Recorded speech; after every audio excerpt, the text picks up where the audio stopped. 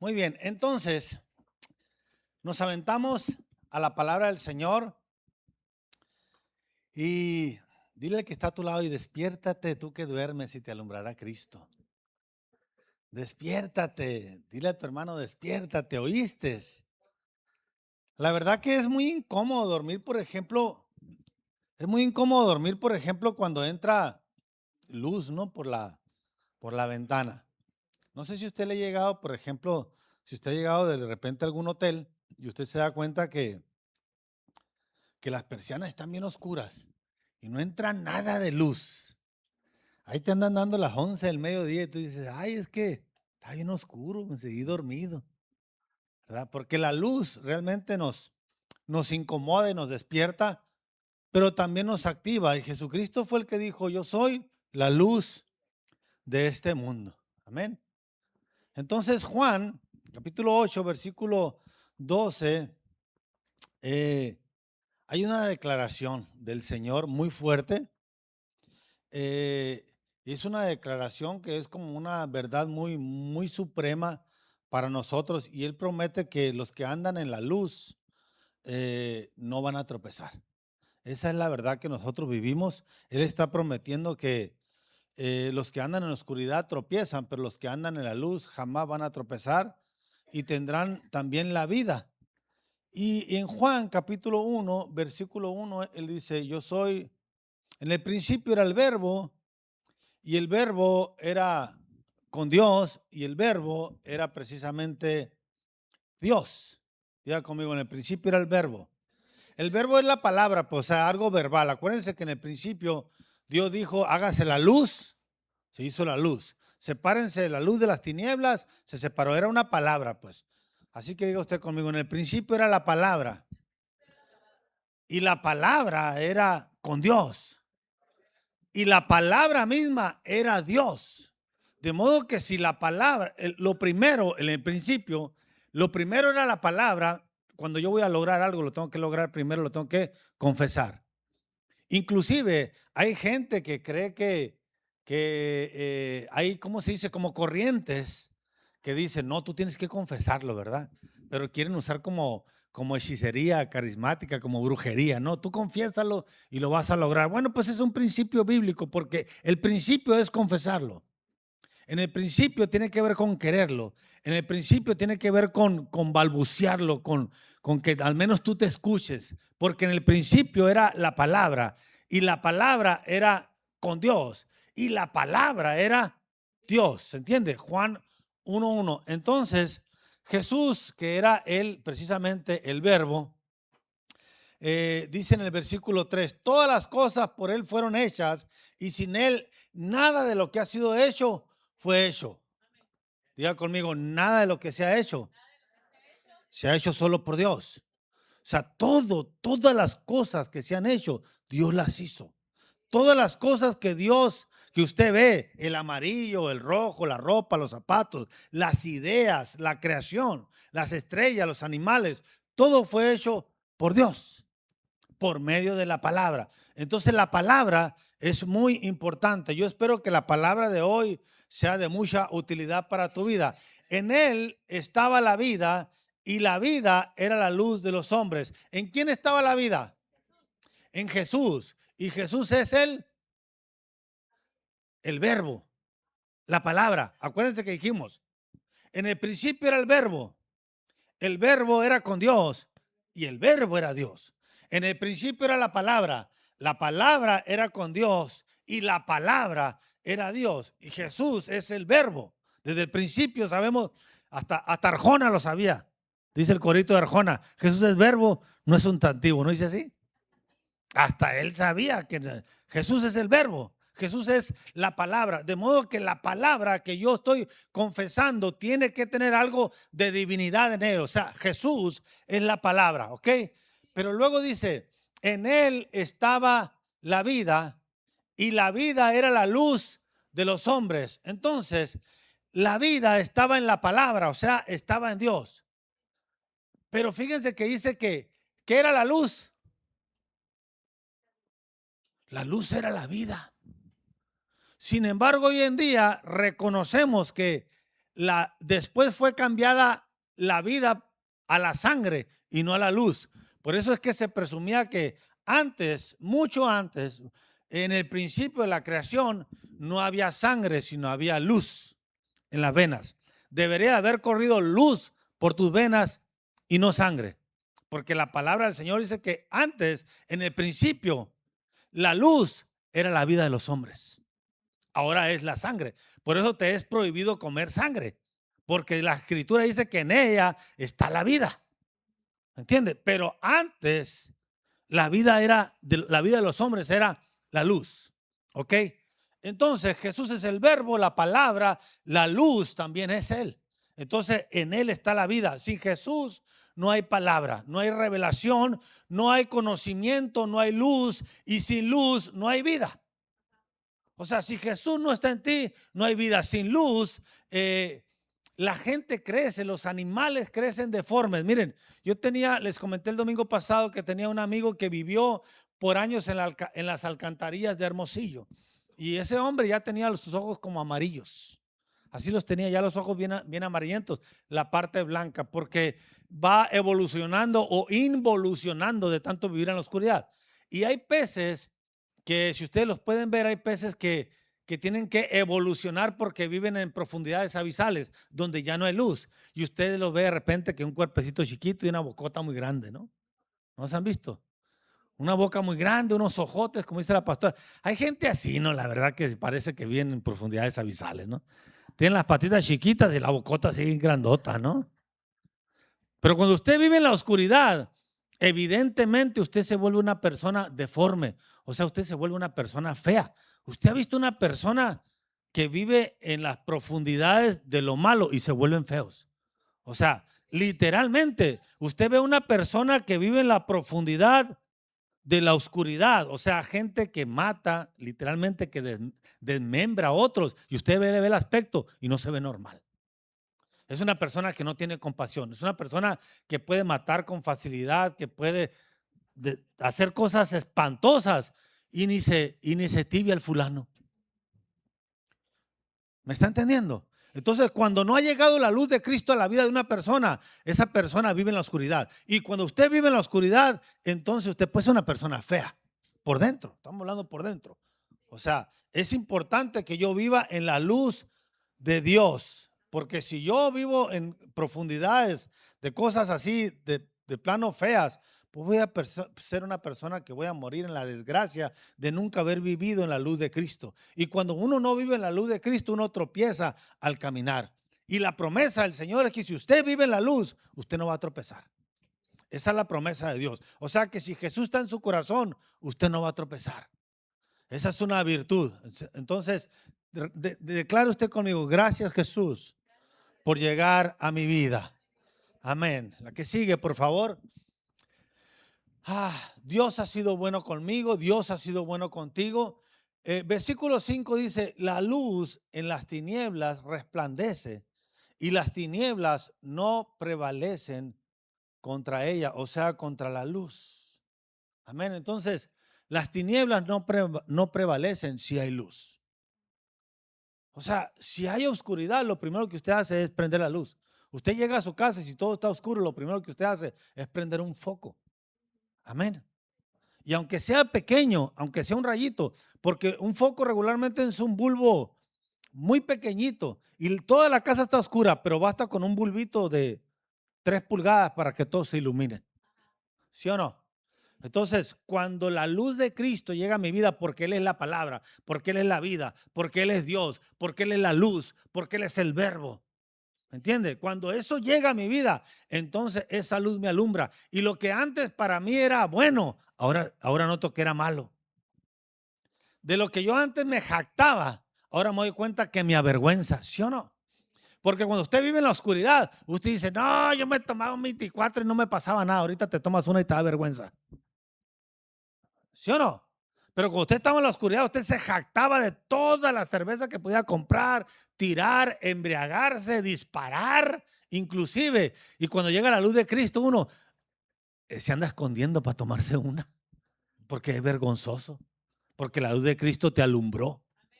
Y en la oscuridad, el que más toma es más famoso. O sea, el que está más en la oscuridad, o sea, negro oscuro. Si quiere estar negro y oscuro, ¿no? No, yo tomo más y yo tomo.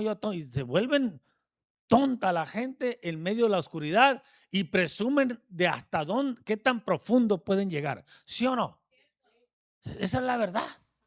Porque está en la oscuridad. Pero cuando llega la luz de Cristo, aunque sea un rayito de luz del Señor, disipa la oscuridad. Porque esa es una promesa. Entonces, fíjense que antes, eso es lo importante de no llamarle bueno a lo malo o malo a lo bueno, pues, porque había una época en los 1500 que le llamaban el oscurantismo, y el oscurantismo es la práctica deliberada de querer malinformar a las personas o de no dejar que las personas tengan una verdad. ¿Me entendió? El oscurantismo es la práctica deliberada de no querer reconocer la verdad o de ponerle atajos a la gente para que no le llegue una verdad, ya sea cultural o sea divina. ¿Me entiendes? Pero antes se usaba precisamente de esa manera, y es una época, en los 1500 se llamaba el oscurantismo, donde todo era pura religión, y los padres y todas esas personas de la Iglesia Católica Romana que no querían que la gente tuviera conocimiento, le hablaban puras cosas que ellos consideraban una verdad. Entonces la ciencia se empezó a quedar relegada y era un tiempo de oscurantismo, o sea, no había verdades. No había verdad y se ponían trabas para que la gente no conociera la verdad. Pero la palabra del Señor nos enseña en Oseas 4:6, mi pueblo fue destruido, dice, por la falta del conocimiento. ¿Ven la importancia del conocimiento? ¿Ven la importancia de que la luz me alumbre? Amén. ¿Está usted aquí conmigo? Es importante cuánta luz usted tenga. Claro que sí. Porque las personas pueden tener una luz de diferentes niveles, de diferentes guatajes. Vaya. ¿Me entiende? O sea, hay gente que dice, no, no sé qué ejemplo ponerle. Bueno, Manuel es albañil y él puede decir, yo puedo echar este piso, deme 3 días y yo le hago este piso. Y llega otro fulano y te dice, deme 2 horas y yo lo hago. Y tú dices, pues ¿cómo? Lo que pasa es que depende de la luz que tenga cada persona. Porque una persona puede decir, yo lo voy a echar con carretilla y con revolvedora, y llega un loco con un trompo y lo echa todo en un ratito. Depende de la luz que tenga. ¿Me entiende? Depende de la imagen que tenga. Depende de lo que se le ha revelado. ¿Me está entendiendo? Entonces, eso es como así funciona. Funciona también en la medicina, como funciona también en todas las áreas. Eso depende de la luz que tenga una persona. ¿Sí se entiende o no se entiende? Si estamos a oscuras, si estuviéramos a oscuras, yo puedo prender un cerillo aquí y a lo mejor me alumbra a un entorno muy pequeño. Pero otra persona puede decir, no, pues allá, ¿qué te gusta? Allá hay un animalito en aquella alfombra. Y tú dices, ¿cuál animalito? Yo no lo veo. Bueno, porque esa persona no trae un cerillo, esa persona trae un Sparlight. Entonces lo mira con claridad. ¿Me entiende? Entonces hay gente que dentro de la religión ha sido tan ignorante por tantos años porque solamente aceptó a Cristo y nunca se metió a nadar dentro de la Biblia. ¿Me entiendes? Entonces son gente que de repente te dicen, pues como dice la Biblia, el que madruga Dios le ayuda. Hasta ahí le da la luz, ¿me entiendes? Hasta ahí le da la luz. Entonces la Biblia no dice el que madruga Dios le ayuda. ¿Me entiendes? La Biblia sí dice, temprano yo te buscaré. De madrugada me acercaré a ti. Pues no dice el que madruga Dios le ayuda. Pero hay una luz muy pequeña que hay gente que tiene porque le ha faltado conocimiento. ¿Cuántos podemos aceptar que nos falta conocimiento? Porque de repente usas cosas como esas. Hay gente que puede decir, ayúdate que yo te ayudaré, dice la Biblia. La Biblia no dice, ayúdate que yo te ayudaré. Pero hay gente que se siente muy bíblica, muy hija de Dios, porque se sabe ese dicho común, ayúdate que yo te ayudaré. Pero la Biblia no dice en ninguna parte, ayúdate que yo te ayudaré. Pero hay gente que tiene más luz que otra. ¿Va conmigo? Y si la Biblia dice, mi pueblo pereció porque le faltó conocimiento, quiere decir que si yo soy falto de conocimiento, yo puedo ser de ese rubro de los que perecen. Pero por eso es que yo necesito la luz de Cristo. Y luego dice el Señor, por cuanto desechaste el conocimiento, yo te desecharé, y porque olvidaste la ley de tu Dios, también yo me olvidaré de tus hijos. Eso sí dice la Biblia.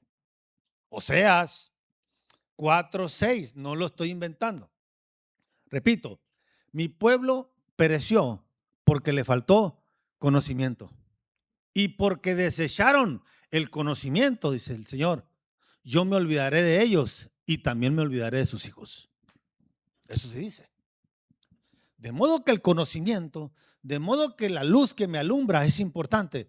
Y yo no debo por ninguna razón deshacerme de esa luz. Al contrario, tengo que buscarla como un sabueso, porque necesitamos despertar a la luz del conocimiento y a una relación íntima con Dios. ¿Cuántos dicen amén? Para no perecer. Entonces, en este camino de despertar, es vital para ti y para mí que llevemos a nuestras vidas a ser iluminadas por la sabiduría del cielo y no nomás por la sabiduría del ser humano. Tenemos que discernir entre lo que es la verdad y lo que es mentira, lo que es confusión. Y eso, la verdad es que nos rodea con mucha frecuencia lo que es mentira. Entonces, la luz de Jesús no solo disipa las tinieblas del desconocimiento, sino que también nos guía hacia una comunión más profunda con Dios Padre. Para eso sirve la luz del Señor. Entrelaza entre el ser humano y Dios una comunión para fortalecer lazos espirituales entre el Creador y la criatura, que somos nosotros. ¿Me va comprendiendo?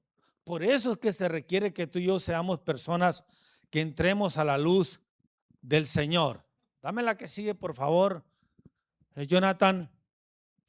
Marcos capítulo 5, versículo 35 al 37, dice con respecto a Jesús: mientras él aún hablaba, vinieron de la casa del principal de la sinagoga diciendo, tu hija ha muerto. O sea, mientras él aún hablaba, escúcheme bien, Jesús estaba hablando y vinieron a Jesús, estaba ahí el principal de la sinagoga, o sea, dígame, el pastor. El principal de la sinagoga es el pastor. Entonces, mientras Jesús hablaba, estaba entre ellos un pastor, un principal de una sinagoga. Y vinieron y le dijeron lo siguiente: ¿para qué molestas más al maestro?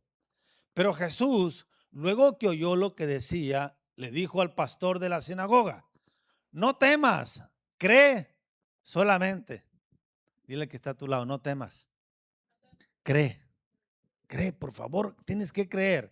Y no permitió que le siguiese, bueno, el principal de la sinagoga, y le dice, cree solamente, y no permitió que le siguiese nadie, sino Pedro, Jacobo, Juan, hermano de Jacobo. ¿Cuántos permitió que le siguiesen? Tres. O sea, estaba lleno y muchos querían ir a ver. Usted sabe que cuando una chamaquita se muere, todo el mundo quiere ir al mitote. Pero Jesús no permitió que nadie le siguiera. ¿Cuántos discípulos tenía Jesús? Y nomás permitió que le siguieran 3. No nomás mucha población. Entre los discípulos le dijo, ustedes 9, ustedes se quedan aquí. Me van a seguir nomás Pedro, Jacobo y Juan. Entonces, no todos los hermanos que están sentados a tu alrededor, por más hijos de Dios que sean, pueden estar contigo en todas partes. Es uno de los errores que a veces nosotros cometemos. Tenemos algunos hermanos o hermanas en Cristo y luego nos agüitamos porque es que a mí no me invitaron a esa fiesta. Es que a mí no me invitaron a esa comida. Es que fuimos a un evento de mujeres y a mí no me invitaron. No todos los hermanos o hermanas pueden estar contigo en todas partes. Jesús estaba en un lugar junto con mucha gente, estaba un pastor de una iglesia y vinieron y le dijeron, tú vienes a molestar al maestro para que vaya a tu casa porque tu hija estaba enferma, pero ya no lo molestes, ya se murió.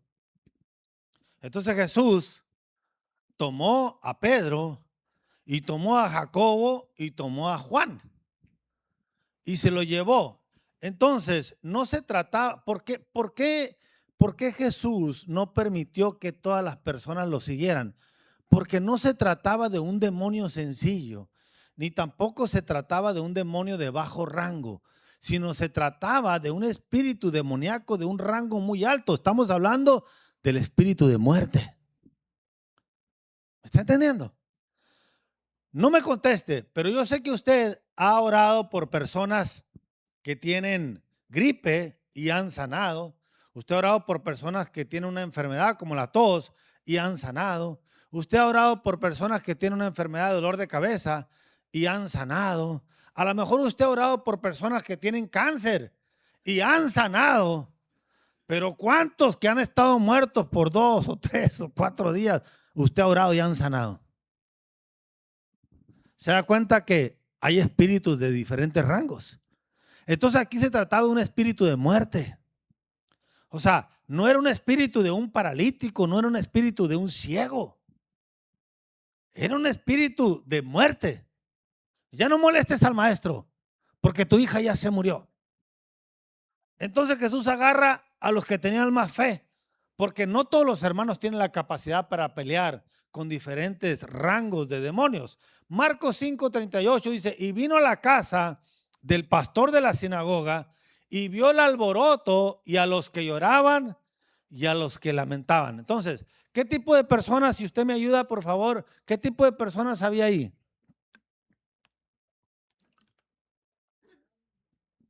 ¿Los que qué? ¿Los que lloraban? ¿Los que se lamentaban? Y los que alborotaban. Estaban alborotadores como número 1. Como número 2 estaban también los que lloraban y estaban también los que se lamentaban. Entonces, dame la que sigue, por favor, Jonathan. Tenemos como número 1 alborotadores, tenemos a los llorones, tenemos a los que se lamentan y tenemos a los burladores. 4 tipos de personas. Y entrando les dijo, ¿por qué alborotan y por qué lloran? La niña no está muerta, sino que duerme. Y se burlaban. Ahí es donde metimos a los burladores. ¿Ok? Y se burlaban de él. Mas él echando fuera a todos. ¿Echando fuera a cuántos? Es importante, mi amado, que usted, cuando usted ocupa una operación del cielo en su casa, para su matrimonio, para sus finanzas, para una enfermedad, para lo que usted necesite que haya del cielo una intervención divina en su hogar o en su matrimonio o en su negocio, en lo que usted vaya a hacer, este tipo de personas usted los tiene que echar fuera. Sí, esa es la verdad. Comenzando por los que le alborotan todo el gallinero. Sí, porque sobre todo si son mujeres que son súper comunicativas, ¿no? Y usted quiere echar mano de la fe. Y luego están las mujeres alborotadoras, las que nomás alborotan todo el gallinero y no aportan nada de fe. Ay, ¿para qué, hombre? ¿Para qué, hombre? Si eso ya sucedió y ya no va a volver, hombre. Es más, a tu chamaco nunca se le va a quitar lo drogadicto y empieza gente a alborotar todo, gente falta de fe. Y nomás te alborotan todo y no aportan nada para esto. Y luego tenemos a los llorones, gente que nomás se la lleva, llore y llore y llore, pero nunca avanza ni aporta. Oye, vamos a hacer algo en la iglesia. Ay, ¿para qué? La otra vez fui y ya les agarra la lloradera, ¿no? Ay, no, yo ya participé, yo ya pinté la reja, ya que otra persona las limpie, ¿no? Ay, yo ya podé las matas, que otro. Y les agarra una lloradera, gente que no aporta. Gente que son llorones para cualquier cosa. Luego tenemos a los que se lamentan. De esos hay muchos. De los que se lamentan, ¿sí o no? Cómo hay en las iglesias de la gente que se lamenta. Y los lamentadores, mis amados, nunca van a llegar a ninguna parte. Porque la gente que se lamenta es gente falta de fe. Y sin fe es imposible agradar a Dios. Gente que se la lleva de lamento en lamento, ¿sí o no? Yo conozco gente que le encanta lamentarse. Es más, hasta hay una enfermedad, ¿no? De los lamentos que que le llaman ¿cómo se llama esta enfermedad? Hipocondriacas. Se inventan enfermedades para estarse lamentando, y tú cada que vas a la Rocky Import vas a ver allá afuera del seguro a las mismas personas. Sí, y a la hora que sea. Y se están lamentando de las enfermedades, se están lamentando, y hay testimonios de médicos que dicen, si no le inyecté nada ni le dije nada, pero la señora tiene tanta fe en mí que no le puse nada. No le puse nada al suero, pero ella ya va sana. Porque la fe tiene que ver con el Señor ese, pero no con su enfermedad. Tú vas con el Señor, o sea, con el médico dice, no tenía nada. Le puse un suero de nada. Pero la señora se alivió. Pero mañana va a estar aquí otra vez. Y la recepcionista le va a decir, pásale, ya la conocen. Toma café, más usted ponga el café, por favor. Ya saben hasta cuántas cucharadas de café lleva la cafetera del seguro, porque ahí viven. Y el médico le pregunta, el médico te dice, no tiene nada. Gente que le encanta estarse lamentando de lo que le pasa. Gente que le gusta estarse relamiendo las heridas, sáquela. Porque usted tiene que aprender que el verbo, que la palabra es lo primero. Y cuando usted está con personas que se la llevan, mi enfermedad, mi diabetes, mi cáncer, mi problema, y están lamentándose siempre lo que se consideran que son de ellos. Nunca lo echan fuera, al contrario, se apropian. Y en el principio, para poder echar fuera una enfermedad o un problema, comenzamos con la palabra, o sea, declarando que está fuera de mi casa. Y no que lo tengo, no que es mío, no que es propio. Entonces luego tenemos a los burladores, y estos pues también pululan, ¿no? Los burladores pululan. ¿A poco vas a la iglesia tú? Neta, brother. Vas a la iglesia tú y aplaudes y así. Y empieza la gente, ¿no? Como si cuando andabas bailando las porquerías que bailabas en el mundo no aplaudías, ¿no? Y no te movías y no hacías. Es más, cuando a mí me ha tocado en algunas ocasiones estar en una fiesta por alguna razón, es tan vergonzoso verlos bailar. O sea, es una vergüenza, y ellos creen que están comiéndose el mundo. Y uno no puede ser. Pero si lo vas a hacer en la iglesia, se burlan. ¿Sí o no? Si ofrendas, se burlan. Pero ellos pueden agarrar la cartera, sacar 500 pesos, mandar comprar un 24 para que se lo tomen sus amigotes que no sirven para nada, que son mujeriegos, que son groseros, que son inútiles, que no saben trabajar, que no saben tener una mujer feliz, y ellos pueden agarrar 500 pesos y regalárselos en cerveza y creen que están haciendo el mayor bien de su vida, porque es su amigo. ¿Me entiendes? Y sin embargo ellos se burlan porque tú puedes hacer un bien para la sociedad, porque tú puedes bendecir a alguien. Entonces, alborotadores, llorones y los que se lamentan y los burladores no tienen lugar contigo ni en tu casa, mi amado. Amén. Entonces, el Señor dice, entrando les dijo, ¿por qué alborotáis y se lloran? La niña no está muerta, sino que duerme. Y se burlaban de él, mas él, echando fuera a todos, tomó al padre y a la madre y a la niña y a los que estaban con él, y entró donde estaba la niña. Entonces, se estaba dando aquí un fenómeno aquí muy importante, que en la casa de este pastor, a punto de que Jesús desaloja a medio mundo, a los alborotadores y a los llorones y a los que se lamentaban y a los burladores. Entonces acompañan a Jesús 3 personas. Dijimos que era Pedro, que era Jacobo y que era su hermano, el hermano Jacobo, que se llamaba Juan. Solamente ellos 3.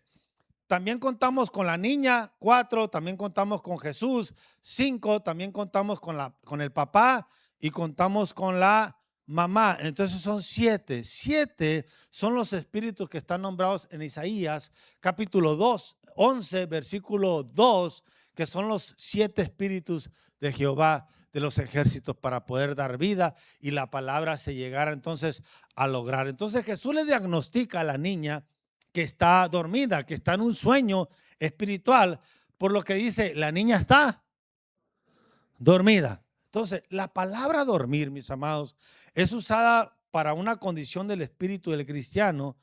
Entonces, de ahí que los profetas menores tuvieron también que despertar al espíritu, por ejemplo, el espíritu de Zorobabel. ¿Está aquí conmigo todavía? Vuelvo a repetirle, el espíritu del cristiano se usa ese término para decir está dormido, ¿sí o no?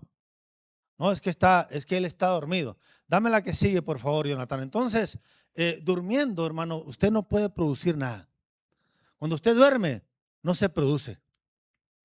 Ageo, capítulo 1, versículo 14, y despertó Jehová el espíritu de Zorobabel, hijo de Salatiel, gobernador de Judá, y el espíritu de Josué, hijo de Josadac, sumo sacerdote, y el espíritu de todo el resto del pueblo, y vinieron y trabajaron en la casa de Jehová de los ejércitos, su Dios. Diga conmigo, yo necesito trabajar en la casa de mi Dios. ¿Para qué despertó Dios el espíritu? Para que trabajaran en la casa. Por eso usted ve mucha gente que no trabaja en la casa de Dios. Es porque el espíritu está dormido, es un diagnóstico. O sea, Dios no estaba diciendo que eran pobres, que no tenían casas ricas o grandes o que escaseaba la economía, sino que Dios les tuvo que despertar el espíritu a Zorobabel, a Josué y a todo el pueblo para que trabajaran en la casa de Dios. Y muchos de nosotros requerimos de ese espíritu. Que el Señor despierte nuestro espíritu porque somos muy activos en nuestro trabajo, pero en la casa de Dios. En tu trabajo tú eres excelente, pero en la casa de Dios también eres excelente. O reconoces que ocupas que Dios despierte el espíritu en ti para trabajar en la casa de Dios. Porque durmiendo no se logra nada. Al contrario, la oscuridad se usó para dormir. Cuando llega la noche es cuando uno duerme. Entonces, si yo estoy dormido en la casa de Dios, es porque probable yo esté de noche. Es que probable no me esté alumbrando la luz de Cristo, sino me esté anocheciendo. ¿Me está entendiendo? Y usted se va a dar cuenta que cuando menos ganas tiene de venir a la iglesia es cuando usted está más involucrado en las cosas del mundo. O sea, la luz del mundo es la que le está alumbrando a usted y no la luz de Dios. ¿Sí? ¿Lo ha captado usted o no? Que cuando usted más se empieza a involucrar en las cosas del mundo, menos ganas tiene de venir a la iglesia. Claro que cuando usted comienza a experimentar una oscuridad mayor, como el de la enfermedad o como el divorcio, usted viene a la luz, que es Dios. Y usted no dice voy a buscar a Dios en mi casa, usted dice voy a ir a la iglesia. Porque usted reconoce que la iglesia va a una palabra que me puede dar la luz que yo necesito. Amén. Entonces, el Señor tiene que despertar un despertar espiritual para vencer el desánimo, para vencer la apatía, y los impulsa entonces a trabajar. El pueblo ya había dejado la obra incompleta, paralizada por temor o por desinterés o por lo que usted quiera, pero Dios mueve los corazones para cumplir su propósito. Para eso está Dios. Entonces tuvieron que reedificar la casa de Dios, pero movidos por el Espíritu de Dios. Amén. Entonces, la relación de Dios contigo tiene mucho que ver con una promesa con respecto a la obra y con respecto a las manos que tú pones en la obra del Señor. Amén. Entonces, cuando nosotros vemos a esta niña, para el padre había que liberar a la niña de la muerte. Pero para Jesús solamente había que despertarla, como el Señor despertó el espíritu de Zorobabel y el de Josué y el del pueblo. Entonces el padre decía, hay que resucitarla, hay que literalmente volverla, vencer a la muerte y traerla. Pero para Jesús solamente había que despertarla. De modo que cuando Jesús está en la cruz, Jesús ya había vencido a la muerte en este terreno. Se encontró con la hija muerta y la levantó. Después se encuentra con su amado amigo. ¿Lo recuerdan? Se llamaba Lázaro. ¿Para qué vienes con Lázaro? Si hubieras venido antes, mi hermano no hubiera muerto. Ya tiene 4 días de muerto. Ya hiede. ¿A qué vienes ya? Y Jesús le dice a Lázaro, Lázaro, sal, anda, levántate. Y Jesús vuelve a vencer a la muerte. ¿Dónde? En este terreno. Pero cuando Jesús muere, va y vence a la muerte en el terreno de la muerte y va y le quita las llaves que la tenía de la muerte a Satanás. Así que déle un aplauso al Señor. Porque Dios lo venció aquí en el terreno de él y en el terreno de Satanás también lo venció. Solamente fue a recuperar las llaves de quien las tenía. Por eso amamos al Señor, porque ni la muerte lo pudo detener a él, ni la muerte lo puede detener a usted. Entre tanto usted esté cumpliendo propósito de Dios, la muerte usted no lo puede detener. Usted no puede ser detenido por una enfermedad, ni por muerte, ni por nada, porque Jesús está en su corazón y Jesús es la luz. ¿Entiende? Por eso es que nosotros ocupamos del Señor Jesús. Primera de Corintios 11:30 dice que el evangelio hay muchos enfermos y debilitados y entre vosotros hay muchos que también duermen. Así dijo Pablo, que dentro de los evangelistas, dentro de la gente que aceptó a Cristo, dice, hay muchos que están enfermos, hay muchos que están debilitados entre vosotros y que también hay muchos que duermen. Pero mientras hablaba todavía, con esta imagen quiero terminar con la que sigue, mientras todavía hablaba ahí con él, llegó una mujer, la mujer del flujo de sangre. Y dile al que está a tu lado, despierta tu fe. Yo me he dado cuenta, mi amado, que la fe se está perdiendo o se está durmiendo. Sí, porque la gente a veces le tiene más fe a un perro. Sí, hay gente que le apuesta a los perros las carreras de los galgos y le tiene más fe al perro que a Dios. Hay gente que le tiene fe a un caballo. Hay gente que le tiene fe a un carro. Hay gente que le tiene fe a un gallo. Sí. Usted ve si llega a ir a un palenque, usted va a ver gente que le tiene fe a un gallo y apuesta el rancho entero ahí. Sí, porque le tienen fe al gallo. Pero ¿sabes una cosa? La gente comienza a perder la fe. Y la fe tiene que ser despertada. Porque sin fe es imposible agradar a Dios. Aquel que no tenga fe, no vaya a creer que Dios le va a cumplir algo. Las cosas se hacen por la fe. ¿Está conmigo o no? Entonces, Marcos 5:34, y él le dijo, hija, tu fe te ha hecho salva, ve en paz y queda sana de tu azote. Porque dice la escritura, para parafrasear, porque me quedan nomás 2 minutos, dice la palabra del Señor que una mujer se abrió campo y era una mujer que tenía 12 años con flujo de sangre. Y usted sabe bien que una persona o una mujer que tiene un flujo de sangre que no se le corta por 1 mes, por 2 meses, por 3 meses, comienza en un estado de anemia. Imagínate por 12 años. La escritura narra que la mujer había invertido, era viuda y que había invertido todo lo que tenía en médicos y no había logrado nada. Pues imagínate 12 años gastando en médicos. Los médicos no son baratos ni ahorita ni antes. 12 años gastando en médicos, la mujer estaba sin fuerza. Pero ¿sabes una cosa? Se enteró de algo, que Jesús iba a pasar cerca de ahí. Yo declaro que Jesús va a pasar por tu casa. Y tienes que agarrar fe. Porque yo sé que esta mujer ya había perdido la fe. Había perdido la fe en su cuerpo para que reaccionara solo. Había perdido la fe en la ciencia, en la medicina. Ya no tenía dinero para comprar. La mujer estaba completamente desilusionada de la vida hasta que algo despertó su fe y escuchó, Jesús va a pasar cerca de tu casa. Y despertó su fe. Sin fuerzas, la mujer se tuvo que parar para ir a tentar a Jesús, porque ella decía, si tan solo tocara el borde de su manto yo estaría sana. ¿Te fijas hasta dónde le alcanzaba la fe? Porque hay gente que llega con Jesús y Jesús los tiene que tocar a ellos. Pero ella decía, no ocupo que me toque, con que toque su vestido, la hago. ¿Te fijas qué bonita es la fe? También un soldado, en una ocasión un soldado le dice, ¿sabes qué? Tengo enfermo allá a una persona en mi casa. Y Jesús le dice, voy a ir a tu casa para sanarla. No. No hay necesidad. Yo soy un hombre de autoridad. Y cuando yo doy una palabra, aunque yo no esté, la gente tiene que obedecer. Usted suelte la palabra y yo sé que va a ser sanado. ¿Te fijas la fe? Entonces el hombre, Jesús dice, no hombre, ni mi tierra había visto semejante fe. O sea, depende de para dónde te alcance la fe. Por favor, no tengas a un Cristo que pueda sanar solamente tu gripe o tu tos. Porque hay gente que la fe le alcanza para Cristo de gripe. Porque a veces creemos que somos como los católicos, que tienen un ídolo para cada cosa, ¿sí o no? Es la verdad. Tienen a uno de cabeza, no sé para qué, y tienen otro.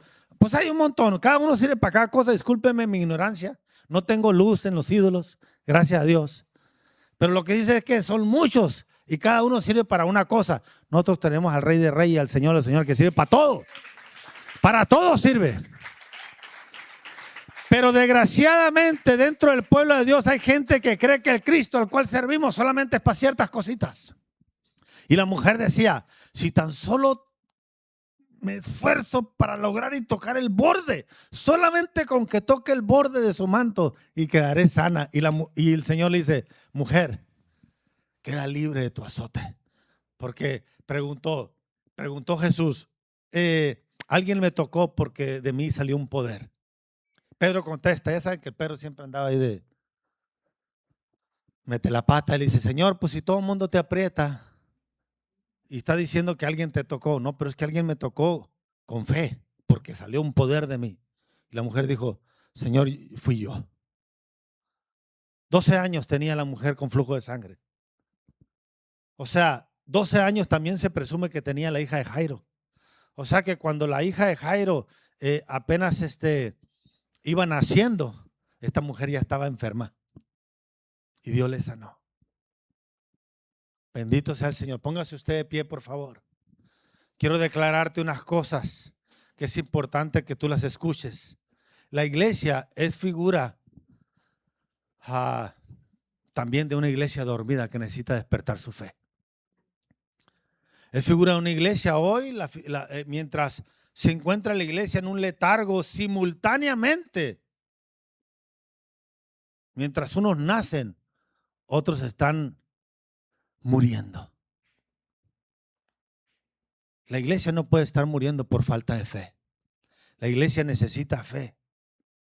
¿Para qué? Para ser sanada y para despertar de ese letargo que tiene la iglesia. Así que, en realidad, es una condición espiritual la que la iglesia está viviendo, un aletargamiento. De hecho, hay mucha gente que dice, la iglesia está muerta. No sé cuántos de ustedes han escuchado. Yo te digo, la iglesia no está muerta, la iglesia está dormida. Ocupamos a Cristo para que venga y la despierte. Pero la iglesia no está muerta. Tú eres parte de la iglesia y tú no estás muerto. Probablemente tu espíritu esté dormido, pero no la iglesia. La Biblia dice que la mujer había invertido todo lo que tenía, pero cuando yo invierto todo, entonces tengo a Cristo. Cristo es mi salvación. Así que cuando a la mujer se le habían perdido las ganas de vivir, llegó una fe inquebrantable, la que Cristo solamente nos puede dar. No se puede adquirir de otra manera, mis amados. No se puede adquirir de otra manera. Fe es la moneda que compra en el cielo. Me llama mucho la atención porque la Biblia dice que sin fe es imposible agradar a Dios. Pero siempre que hablo de cosas de fe, curiosamente, se aparece como un fantasma aquí el Cristian. Cristian fue diagnosticado prácticamente muerto cuando tenías como 18 años. Cristian, ¿qué edad tenías? 19 años. Imagínate. Ahorita ya tiene como 30 años después de eso. Porque Dios es la resurrección y la vida. A Marta le dijo, Marta, ¿crees que yo soy la resurrección y la vida? Cuando le dijo, si hubieras venido antes, yo te digo, Jesucristo es la resurrección y la vida. Fue la resurrección y la vida para Lázaro. Fue la resurrección y la vida para la hija de Jairo. Fue la resurrección y la vida para esta mujer con flujo de sangre. Fue la resurrección y la vida para el Cristian. Puede ser la resurrección y la vida para ti también. En cualquiera de las cosas que usted esté viviendo. Pero la fe, mis amados, es esencial para la vida del creyente. Porque la fe es la moneda que abre el cielo. Si usted quiere comprar algo del cielo, necesita fe. Aquí no hay tema de dinero. Los mismos médicos reconocen y dicen solamente un milagro. Un médico abre un cuerpo y lo ve hecho giras por dentro y confiesa al médico con su boca, un milagro puede. Pero la ciencia no puede. Pero un milagro sí. Porque la fe, mis amados, es lo que compra las oportunidades del cielo. Así que termino con esta palabra que te quiero dar. No permitas que tu fe se devalúe. No puedes tener una fe devaluada como si fuera una moneda, como se nos está devaluando el peso. No, mi amado, yo conozco gente que tenía una fe inquebrantable y se le ha ido devaluando. ¿Y sabes por qué se evalúa la fe? Se evalúa la fe porque a veces estamos rodeados de gente burladores, estamos rodeados de gente alborotadores, estamos rodeados de gente llorona, estamos rodeados de gente de falta de fe. Y cuando menos piensas, ya contaminaron tu fe. Ya metieron ahí una cepa de falta de fe y empieza a dar fruto. Así que yo te invito a que comiences, mi amado, a depurar. La mujer no tenía fuerza para abrirse paso, pero tenía una fe inquebrantable y renovada, fortalecida, gracias a que escuchó que Jesús pasaba por ahí. Tu fe puede experimentar situaciones difíciles, que la ciencia puede decir que no, pero tu fe puede decir que sí. Tu fe puede sostenerte cuando ni tu mente no te puede sostener. ¿A cuánto les ha pasado eso? Que la mente dice, no, me voy a morir. Que la mente dice, no, este negocio no va a resultar. Que tu mente dice, no, me va a salir mal. O sea, tu mente dice, pero tu fe dice otra cosa. Entonces la fe te sostiene cuando tu mente no te sostiene. ¿Es así, Octavio? ¿Cuánto te daban de vida, Octavio? Amarillo estabas, ¿no? Me acuerdo, color papel. Ya te habías dado, hijo. Me acuerdo que tu mujer dijo, pastores, tenemos que orar. Porque la ciencia dice que el Octavio se va. Porque su hígado está hecho giras por el alcohol, por las drogas. Y no lo hago para avergonzarte, hijo, sino lo hago para que veamos que cuando nuestra mente no nos puede sostener, la fe te puede mantener de pie. No hay más. Así que dele un aplauso al Señor. Es la fe. Es la fe, mis amados. No son tus fuerzas, es tu fe la que provoca todo lo sobrenatural en el cielo. Es tu fe. No son tus fuerzas. Por favor, entiende que no son tus fuerzas. No es tu conocimiento. Gente que tiene más conocimiento de Dios acerca de ti que no te imaginas, pero no tienen fe. Conocen la Biblia de tapa a tapa, pero no tienen fe. Tienen más fuerzas que tú, pero no tienen fe. No son tus fuerzas, es tu fe. Es tu fe la que te puede salvar. Amén.